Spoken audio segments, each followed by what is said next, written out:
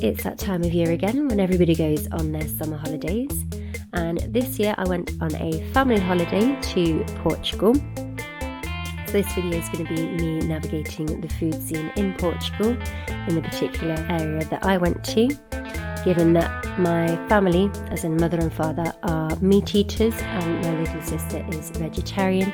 So understandably I would have had to have gone to restaurants whereby I would need to veganise specific meals if I can, and hopefully not just live off of fries and vegetables for the whole holiday.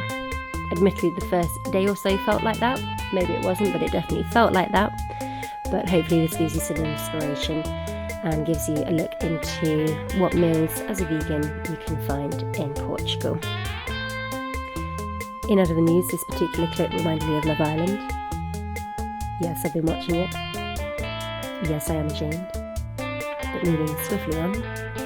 As soon as I touched down, I tried to find a supermarket because I felt that would be important, having some food in my hotel room in the event that I really can't find anything to eat.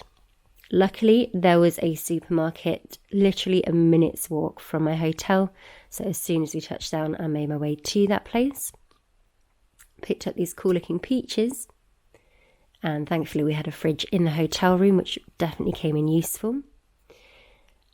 Are these called donut peaches officially or unofficially? I don't know, but I'm going to call them donut peaches. I brought my cloth bag with me to try and be good, but ultimately some of the things that I bought still had plastic, but I try. And I also picked up these coconut vegan biscuit things that tasted like macaroni kind of things. They were just little snacky things to snack on throughout the day that I'd also nibble on before going to eat out in the event that I got really hangry and annoyed that I couldn't find anything. As I said, the first day was just snacking kind of because I couldn't really find anywhere. So I brought 4 peaches to the beach and just snacked on those. They were really sweet and nice. I really enjoyed the texture, but they were dripping all over me, so I had some very sticky legs after that. And I wrapped them up in my dress and it stained my dress, but anyway. So the first night then we went to a pizza place, which I can't remember the name. I was on holiday. I'm kind of off the clock. I brought some cheese as well that I didn't include in the haul, vegan cheese from Nature and Moi, it's called. It didn't really melt, but it was a nice view. And the base we double checked didn't have any milk in it. I asked for it without cheese. For breakfast, that was included in the hotel, so it was a continental buffet. I gravitated towards the fruit, understandably, and I had the same thing every day, which I do anyway at home, so that wasn't any compromise. I really enjoyed that, and I actually had a better variety of fruit than I would have had I been home. But yeah, I literally had the same thing every day for breakfast, so fruit, then followed by coffee, beans and mushrooms. I double checked with the chef whether these were vegan. They confirmed to me that the mushrooms were cooked in an air fryer, so no butter and no oil either, and the beans they confirmed were vegan as well. Fairly early on we actually came across an ice cream parlour that did vegan and sugar-free options, which was really good, and they also offered vegan cones as well. Not all of these were vegan, but they got a variety of flavours in there, so vegan chocolate, peanut butter, papaya, kiwi and strawberry. I went for the chocolate one most days. I think I had, out of 7 days, I had 5 ice creams, 5 days. Aside from walking around with chocolate face for about 2 hours without realising, I was enjoying my day, enjoying the weather, enjoying the food, until disaster struck. So we found ourselves in some random restaurant, again, don't know the name of it, and they lured us in reassuring that we can veganise this, which was the dumplings that they had, but the dumplings, when I bit into them, actually had chicken. Out of my 3 years being vegan, I've never accidentally eaten meat until the past 2 weeks. But again, it's not my fault. Moving on to the next day, copious amounts of alcohol to drown out any memory of ever having eaten chicken whatsoever. Paper straws and nice views. I'm just reminding myself now.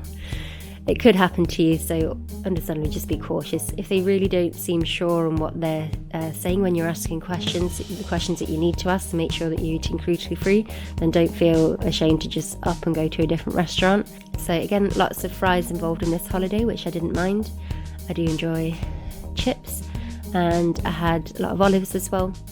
And then the meal seemed to get better from there onwards for whatever reason. So we went to one restaurant that actually made up something for me, and he was really pleased with the fact that he managed to materialise something for me.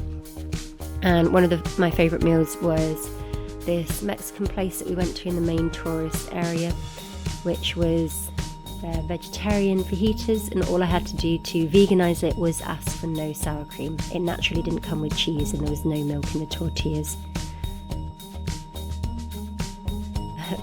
Very good camera work, Becca. But yeah, it was one of the more satiating meals that I had. Enjoyed the sun a lot by the pool. We alternated between the beach and the pool, but either way we didn't do a lot more than just lounging around and eating. So that's all I really have to show you here. Made use of my bikinis and really didn't do a lot much else.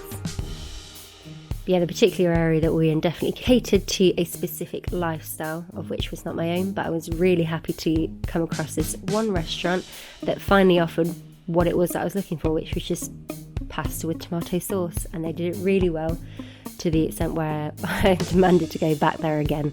So I had some say on which restaurants we went to, and obviously they had some things available for them as well, so they didn't mind returning. And again, I brought my vegan cheese, so I even got Jenny to order it vegan style as well. And this is the restaurant. I tried to look for the name on this one to try and recommend it, but it just said steakhouse, and a lot of the restaurants said steakhouse. So to give you a description, it's highly visible from the beach with the orange tablecloths. Like that's as good a description I can give you, considering the wall just said steakhouse, but as did many others. Understandably, considering that was my favourite meal, I finished that off every time.